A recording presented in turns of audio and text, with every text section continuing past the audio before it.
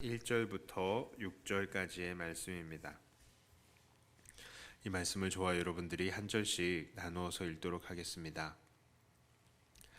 기럇 여아림 사람들이 와서 여호와의 궤를 옮겨 산에 사는 아비나답의 집에 들여놓고 그의 아들 엘리야사를 거룩하게 구별하여 여호와의 궤를 지키게 하였더니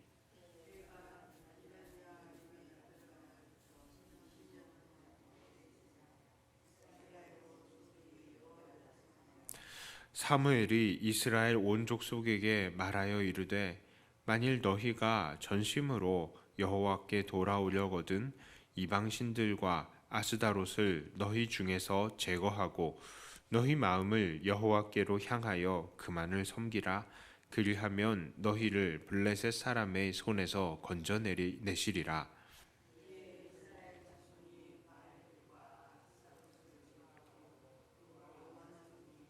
사무엘이 이르되 온 이스라엘은 미스바로 모이라.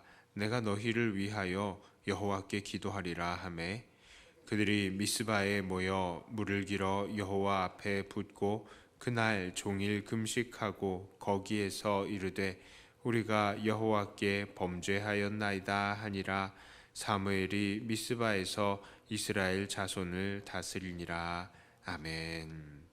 자, 오늘 본문 사무엘상 7장은 여호와의 궤가 아비나답의 집으로 옮겨진 것에서 시작을 합니다. 지난 6장에서는 벳세메스의 사람들이 함부로 여호와의 궤를 열어보았다가 많은 사람들이 죽임을 당하고 또 이제 그 사람들이 기럇 여아림으로 사람을 불러서 법궤를 가져가게 했었습니다. 또 그런데 왜 많고 많은 도시들 중에 기럇 여아림일까요?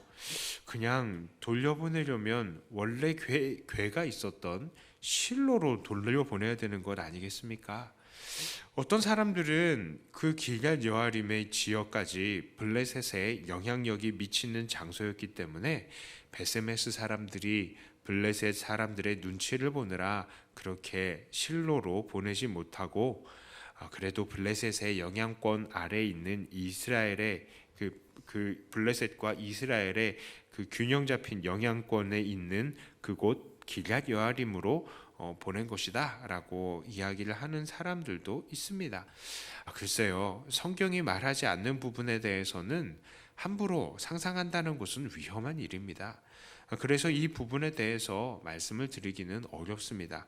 다만 하나님의 뜻이 계셨다면 얼마든지 언약궤는 실로로 돌아갈 수 있었을 것입니다. 자, 그러니까 하나님의 언약궤가 지금 기럇 여아림의 아비나답의 집에 있는 것은 결국 누구의 뜻이냐? 바로 하나님의 뜻 때문이었다는 것이고요. 또 사람의 어떠한 계획이나 우연의 산물은 아니었다는 것을 알 수 있습니다. 당시에 아무리 엘리 제사장의 가문이 다 망했다 하더라도 사무엘도 있었잖아요. 그렇기 때문에 하나님의 뜻이 있었다면 사무엘이 그 언약궤를 그 자리에 놔두지는 않았을 것입니다. 그러나 하나님께서 원치 않으셨기 때문에 사무엘도 아무 말을 못하고 있었고 그 언약궤는 바로 이 기럇 여아림의 이 자리에 위치해 있었던 것이죠. 하나님께서 지금 하나님의 보좌를 상징하는 이 언약궤를 실로로 돌려보내지 않는 것, 이 상태를 무엇이라고 말할 수 있겠습니까?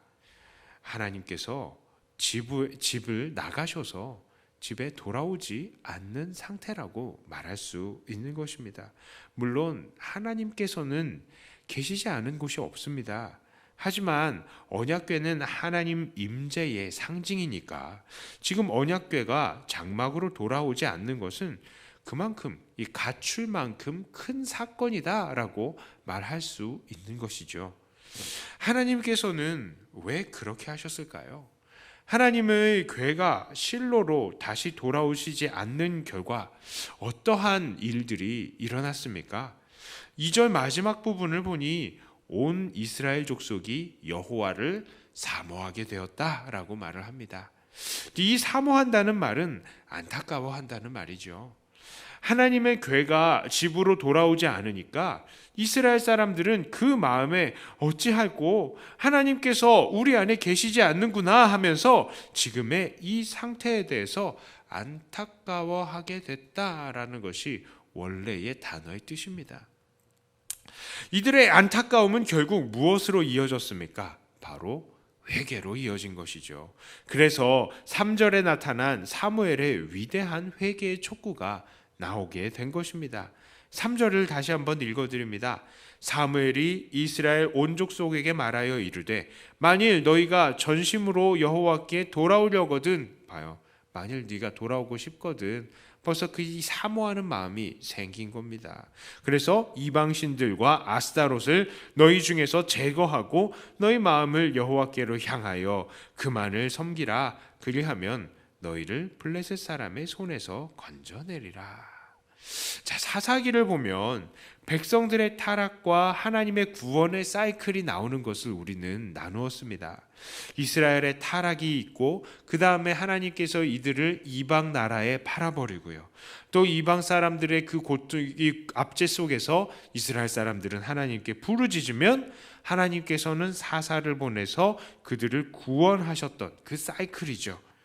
그런데 어느 순간인가 사람들이 하나님을 향한 갈망도 없고 또 하나님을 향한 부르짖음도 없어져서 하나님께서는 이들에게 일방적으로 사사를 보내시기도 하셨지만 이스라엘은 여전히 타락했던 것을 우리는 기억합니다. 그런데 이제 그런 이스라엘 백성들에게 하나님께서 완전하게 특단의 조치를 벌이신 거예요. 그것이 무엇입니까? 집을 나가버리신 것입니다.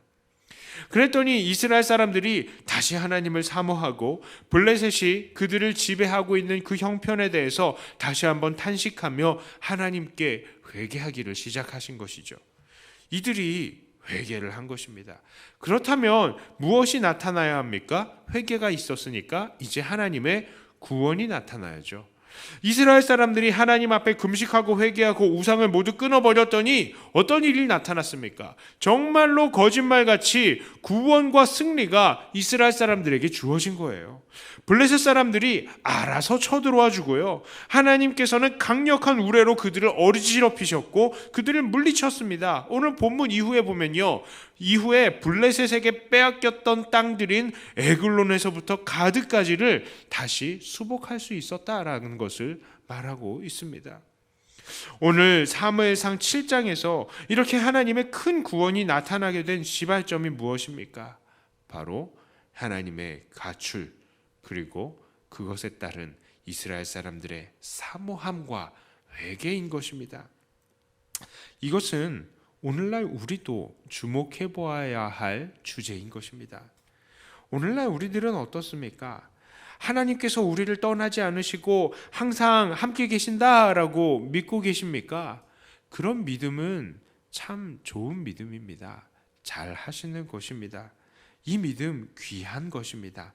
하지만 이러한 믿음은 하나님을 떠나서 방자히 살면서도, 하나님과 상관없이 살면서도 나는 하나님께 있습니다 라고 고백을 하는 그런 사람들도 얼마든지 가질 수 있는 맹목적인 신앙일 수도 있다는 것을 우리는 잊어서는 안 됩니다. 실제로 하나님께서 그들과 함께 계시다는 증거를 보여주시지 않음에도 불구하고 정말 하나님께서 이 사람들에 대해서 뭔가 가르치시고 싶으셔서 마치 집을 나가서 돌아오지 않으시는 하나님처럼 이 사람을 향해서 하나님께서 침묵을 하고 계심에도 불구하고 이런 방자한 사람들은 이것들에 신경을 쓰지 않는 거예요. 이들에게 중요한 것은 그저 자기 자신의 욕심을 채우는 것일 뿐이기 때문입니다.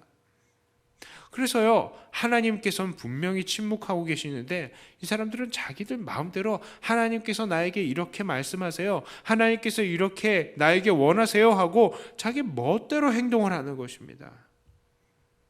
그렇다면 이런 우리들에게 필요한 자세는 무엇이겠습니까?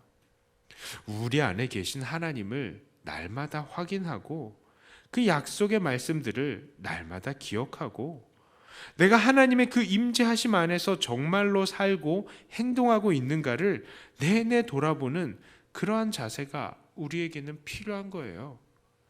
행여나 하나님께서는 나의 삶에 대해서 아무런 말씀도 안 하시는 것 같고 아무런 간섭도 안 하시는 것 같다면 우리는 어떻게 해야 되겠습니까? 당연히 오늘 하나님께서 우리에게 무엇을 말씀하시는가 사모하고 간절하고 정말로 부지런하게 하나님의 뜻을 구해야 하는 것입니다.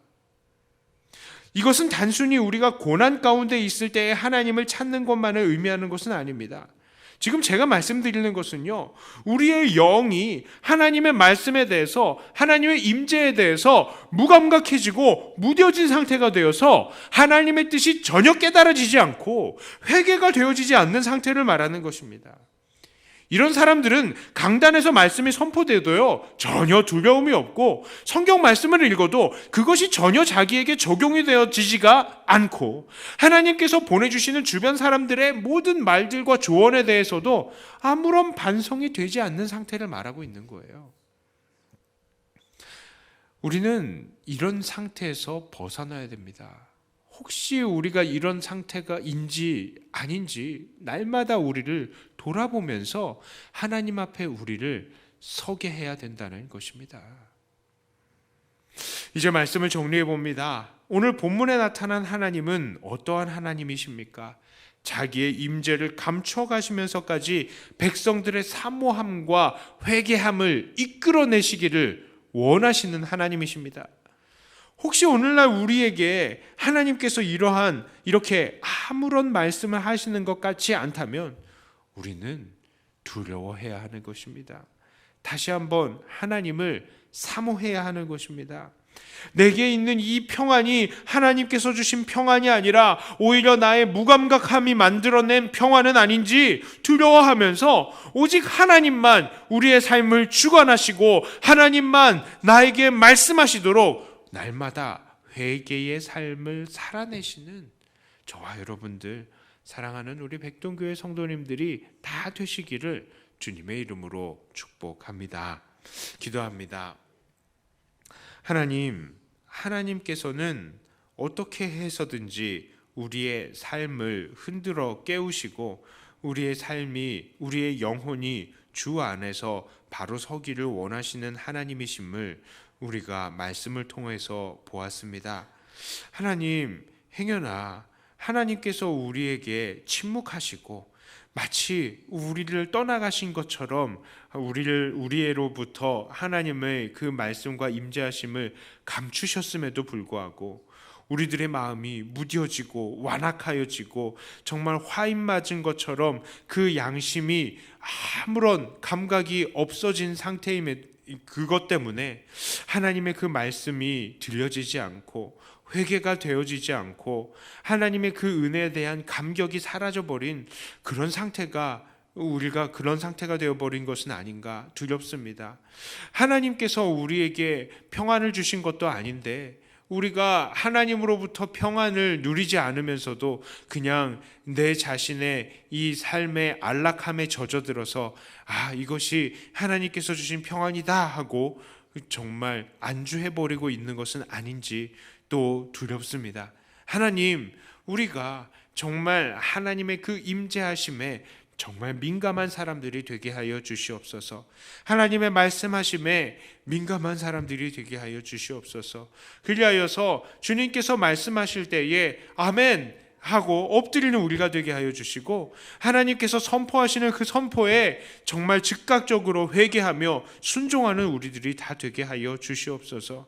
그리하여서 아버지 하나님께서 우리의 일을 쓰시고자 할 때에 주님, 제가 여기에 있습니다 하고 기꺼이 내어드리며 주님 앞에 기꺼이 헌신하는 우리들이 다 되게 하여 주시옵소서. 주님 앞에 늘 민감하고 주님께 늘 영광만 돌리는 우리가 되게 하여 주시옵소서. 특별히 우리 주변의 연약한 지체들을 위해서도 기도합니다. 하나님, 우리의 이 지친 이 육신들을 하나님께서 고쳐주시되 무엇보다 그 마음을 강하고 담대하게 하여 주시어서 우리 아버지 하나님을 온전하게 붙들며 흔들리지 않는 믿음 주시고 그리하여서 평안 환난 가운데에 그 모든 육체의 고통도 이겨낼 수 있게 하여 주시옵소서. 하나님께서 그럴 때에 그 영혼이 잘 될 때에 그 육신도 잘 되고 범사가 또한 형통할 수 있게 해 주실 줄 믿습니다. 하나님, 그 육신 그 영혼 함께 붙들어 주시옵소서. 예수님 이름으로 기도드리옵나이다. 아멘. 하늘에 계신